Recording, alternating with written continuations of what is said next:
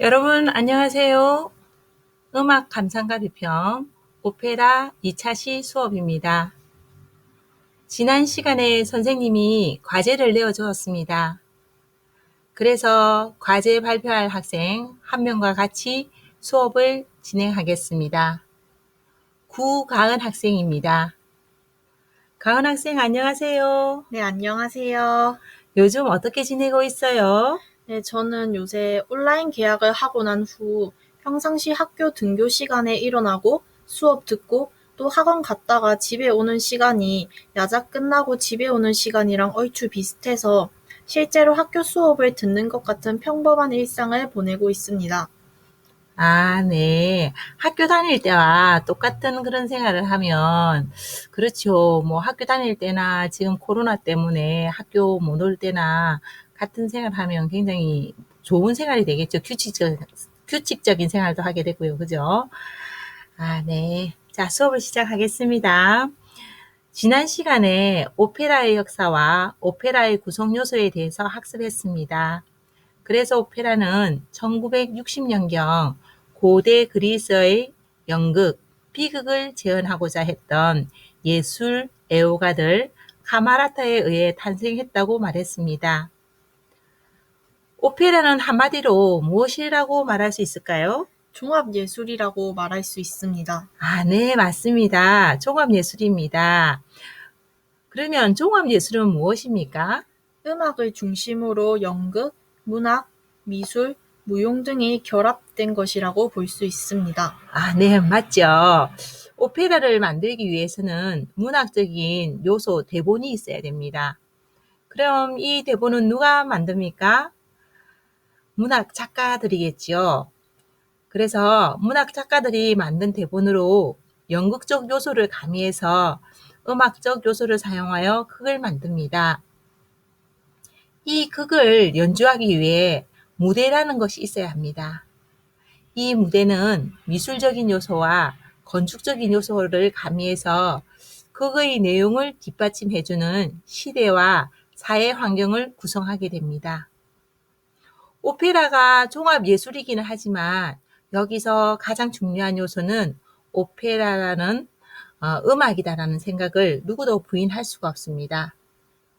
그래서 오페라는 독창, 중창, 합창, 그리고 서곡과 간주곡 등 관현악과 함께 연주되는 큰 규모의 음악극으로 발레가 곁들여지기도 합니다. 줄거리를 이야기하듯이 부르는 레스타티보, 등장인물의 정서적 반응을 깊이 있게 노래하는 아리아로 구분되죠. 극 중 주요 대화 부분에서는 중창이 나옵니다. 그리고 도입부나 결말 부분에서는 강렬한 효과를 주기 위해서 합창을 사용하기도 합니다. 그래서 우리는 소리의 종류, 여성의 소리, 남성의 소리, 또 이 소리의 음력, 사람의 여성의 음력, 남성의 음력, 그리고 관현악의 무엇인지 이미 지난 시간에 배웠습니다. 오늘은 오페라의 종류와 오페라의 배역과 목소리, 그리고 여러분에게 과제로 내준 작곡가 로시니 세비야의 이발사 줄거리와 그다음에 등장인물, 음색의 특징에 대해서 알아보겠습니다. 먼저 세비야의 이발사 작곡가 로신에 대해서 알아보겠습니다. 가은 양이 작곡가 로시니에 대해서 이야기해 보세요. 네, 흔히 작곡가 로시니로 잘 알려진 조아카노 안토니오 로시니는 가에타노 도니체티, 빈첸초 벨리니와 더불어 19세기 전반의 이탈리아 오페라 무대를 화려하게 장식한 작곡가 중 한 명입니다. 로시니는 이탈리아 페사로에서 음악가인 부모님 밑에서 태어나 그가 14세인 1806년에 첫 오페라 테메트리오와 폴리비오를 작곡했습니다.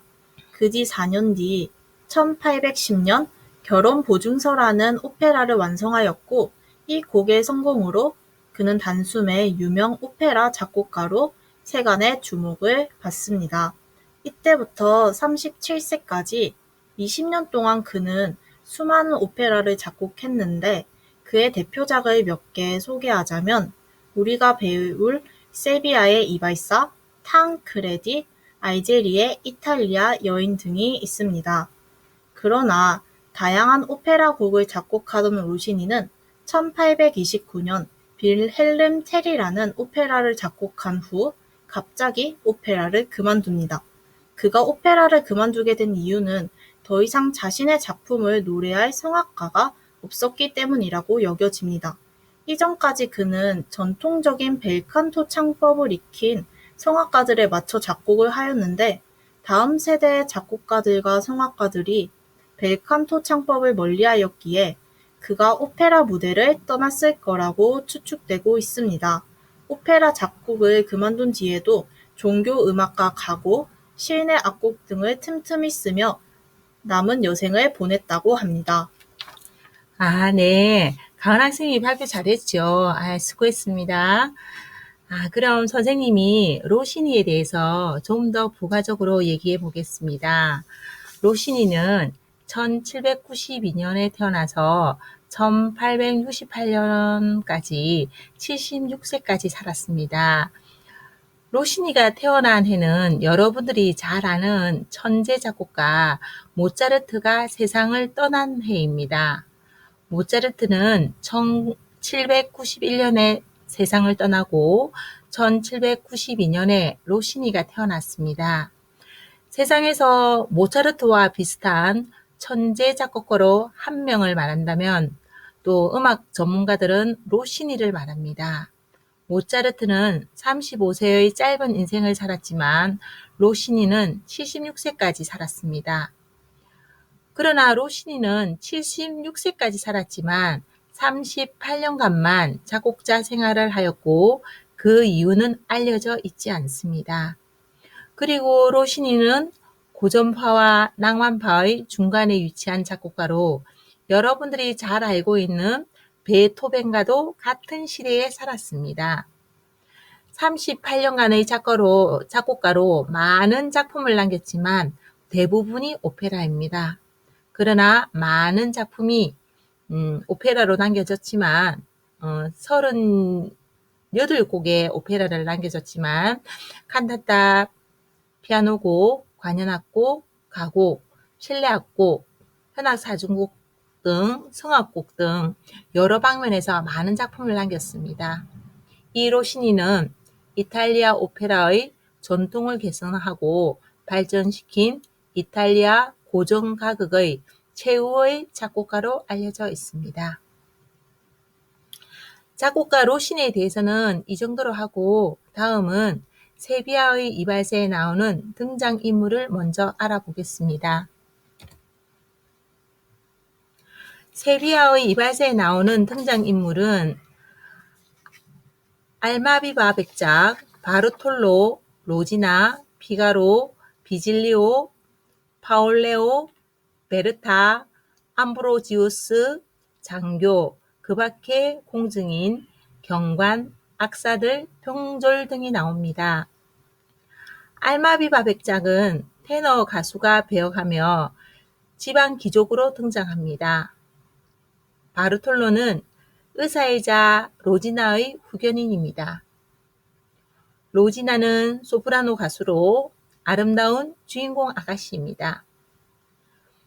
피가로는 바리톤 음역을 노래하고 세비야의 이발사 역입니다.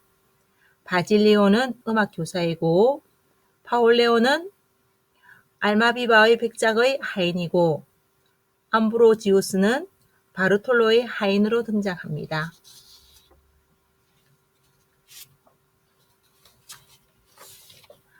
자, 세비야 이발사 배경은 18세기 스페인의 세비야의 거리입니다.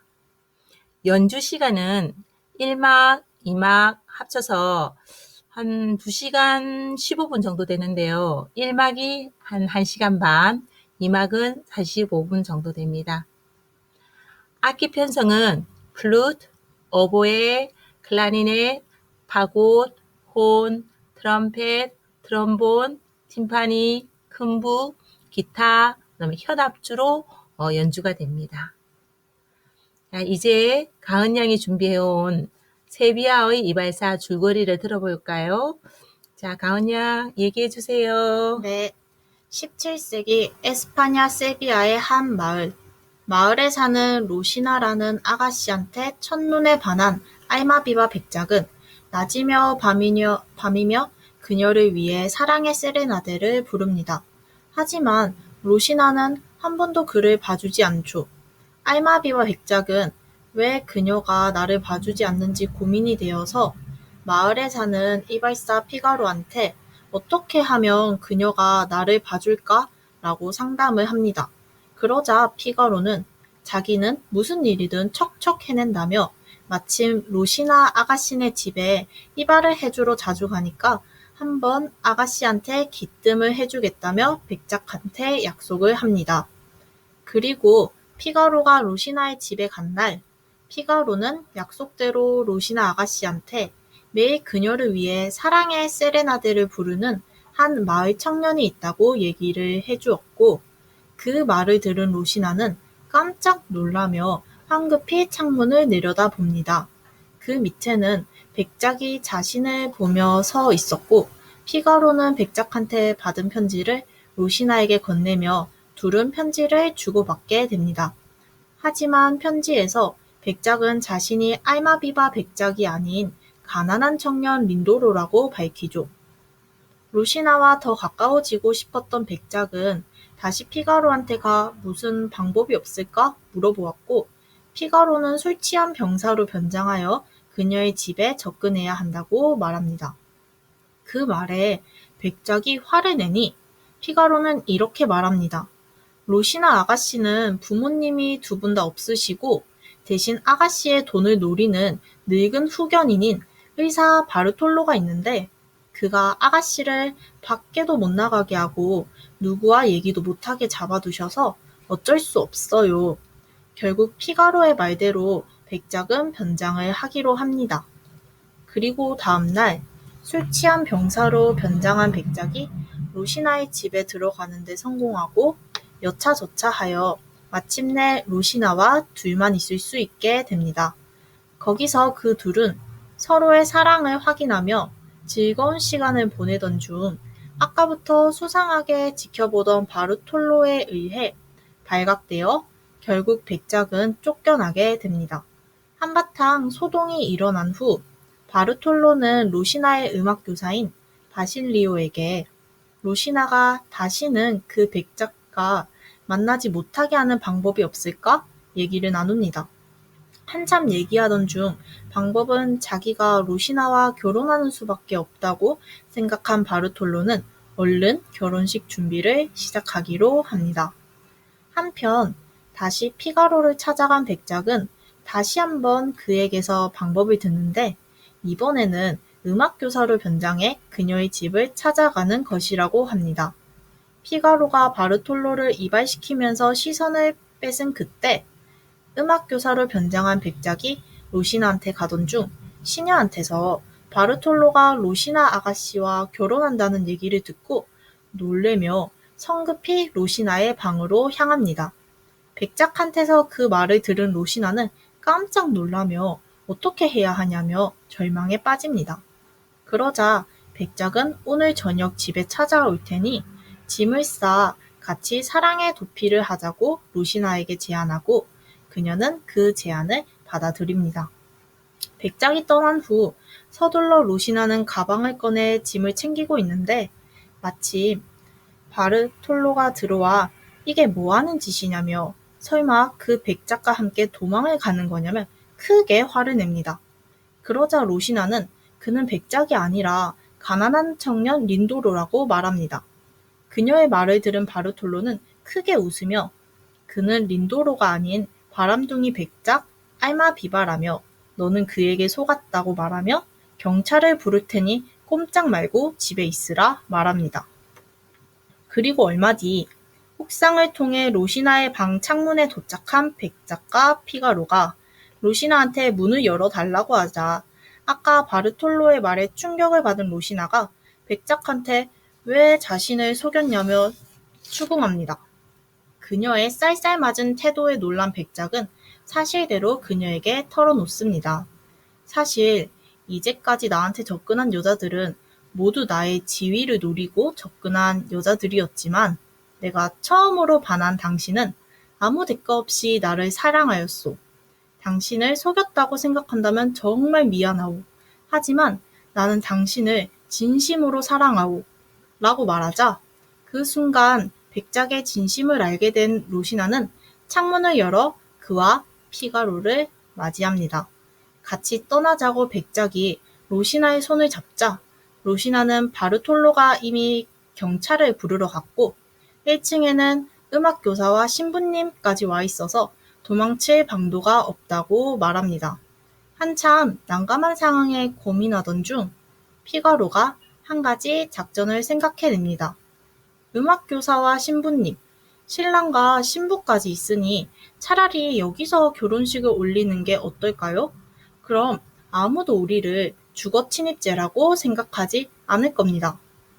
피가로의 작전대로 그들은 1층으로 내려갔고 백작이 신부와 음악교사에게 돈을 주며 결혼식의 증인으로 있어줄 것을 부탁합니다. 돈을 받은 그들은 알겠다며 시녀까지 합세해 바르톨로가 경찰들과 집에 오기 전까지 서둘러 결혼식 준비를 시작합니다. 마침내 모든 준비를 마친 그들은 결혼식을 진행하였고 다 끝났을 때 바르톨로와 경찰들이 집에 도착합니다. 바르톨로는 불같이 화를 내며 이 결혼은 무효라고 펄쩍 뛰었지만 경찰들과 다른 마을 주민들 모두 그 둘을 축하하였고 로시나와 백작은 사람들의 축하를 받으며 입을 맞춥니다. 그리고 이야기는 이렇게 끝이 납니다. 정말 준비 잘 해온 것 같아요. 여러분들 잘 들으셨나요? 선생님은 감동받았어요. 한편의 짧은 드라마를 보는 그런 느낌으로 가은 학생이 너무나 준비를 잘 해온 것 같습니다. 선생님이 더 이상 부연 설명한 것이 없습니다. 자, 다음으로 넘어가겠습니다. 자, 이제는 오페라의 종류에 대해서 알아보겠습니다.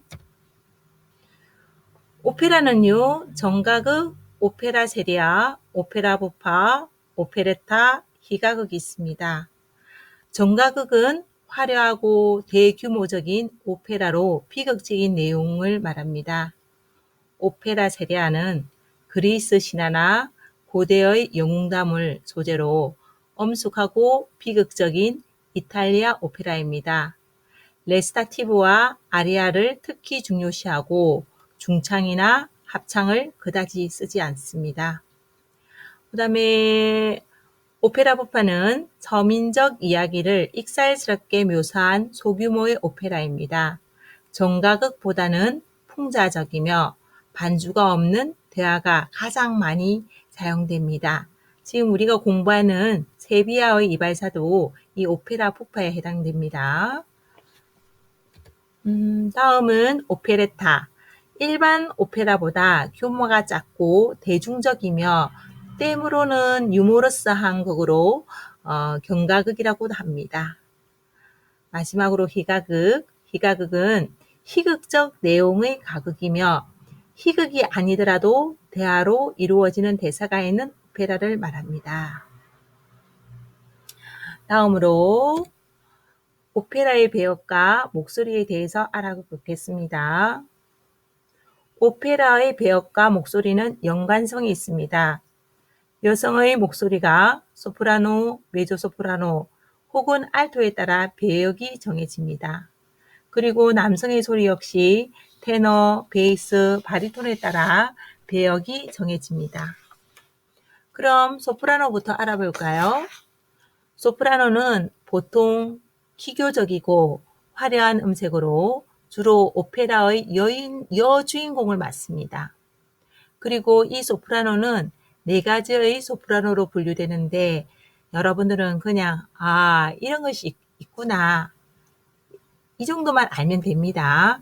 나는 들어는 봤다고 생각하면 됩니다. 외우려고 생각하지 마시고 그냥 이런 것들이 있다고 생각하면 됩니다. 콜로라투라, 레지에로, 리릭, 드라마틱인데요. 보통 우리가 콜로라투라, 소프라노, 레지에로, 소프라노, 리릭 소프라노, 드라마틱 소프라노라고 부릅니다. 콜로라투라 소프라노는 고난도의 기교를 매우 높은 음역에서 구사하는 화려한 여주인공의 역할을 합니다. 우리나라의 조수미 선생님이 콜로라투라 소프라노죠. 그 다음에 레지에로 소프라노는 가벼운 목소리로 재치가 뛰어난 조역의 역할을 합니다. 리릭 소프라노는 밝고 온화한 레가토를 구사하는 우아한 역할을 합니다.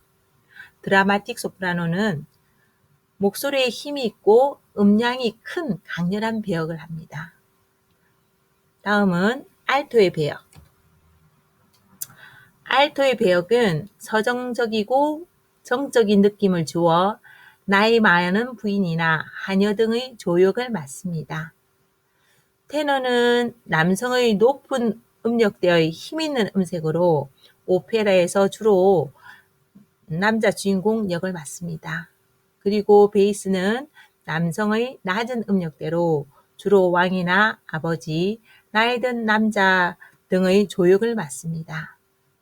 그래서 우리가 보통 오페라라고 하면 주인공은 테너나 소프라노라고 알고 있는데 이것은 보통 오페라의 내용들이 남녀 간의 사랑이 많기 때문에 젊은 또 여자의 음역이 소프라노고 남자가 또 화려한 테너가 많기 때문에 보통 그렇게 알고 있지만 그게 절대로 뭐 100%다 뭐 소프라노 테너만 주인공일 수는 없겠죠. 그래서 보통 그냥 남녀의 사랑을 다루다 보니까 보통 남자들은 테너, 여자들은 소프라노 이렇게 나눠지는 겁니다. 오늘은 여기까지 이제 수업하고 다음 시간에는 오페라 세 번째 시간으로 세빌리아 이발사의 오페라를 감상하고 감상문을 작성하는 시간을 갖겠습니다. 그 다음 시간은 오페라 감상을 끝내고 오라토리에 대해서 수업을 하려고 했습니다. 그런데 우리 학교에 오감만족 감성교육 프로그램이 있습니다. 여러분들 아시죠? 우리 학교의 오감만족 감성교육 프로그램은 연간 주제와 관련된 5분야, 도서, 시, 음악, 미술, 영화에서 모두 이제 각 분야의 2개의 예술 작품을 감상하게 됩니다. 그래서 음악에서도 이제 2개를 감상하게 되는데요. 존 레논의 이매진과 베토벤의 합창 교향곡입니다. 여러분들 이제 담임 선생님을 통해서 여러분들 반에 클래스룸에 이미 공지된 것을 알고 있습니다. 여러분들 뭐 여기 대해서 스스로 이렇게 그냥 감상문을 적을 수도 있겠지만 선생님이 수업을 통해서 한번 해주면 좀 글쓰기가 좀 편하지 않을까 생각돼요. 선생님은 다음 시간에 베토벤 합창교향곡을 수업을 진행하려고 합니다. 그래서 이제 그 다음 시간에는 존 레논의 이매진에 대해서 한번 또 여러분들한테 소개하고 그다음 계속해서 이제 학교에서 일어나는 그런 행사랑 또 교과와 너무 다르게 가면 여러분들도 너무 힘들고 지칠 것 같아서 학교에 하는 행사와 또 여러분들 음악 프로그램이 같이 연계되는 것은 선생님이 여러분들을 좀 도와주고 여러분들을 짐을 조금 되게 덜어준다는 그런 입장에서 수업을 진행하려고 합니다. 이렇게 감상하게 되면 여러분들의 선생님이 어떤 인포메이션 안내를 하고 나면 그 곡에 대한 감성과 비평에 대해서 자신의 언어로 또 그 독후감을 쓸 수 있지 않을까 그런 생각에서 그렇게 준비할 예정입니다. 자, 오늘은 여기까지입니다. 간 학생과 같이 한 수업 즐거웠습니다. 간 학생 감사합니다. 감사합니다. 네, 여러분들 다음 시간에 만납시다. 안녕.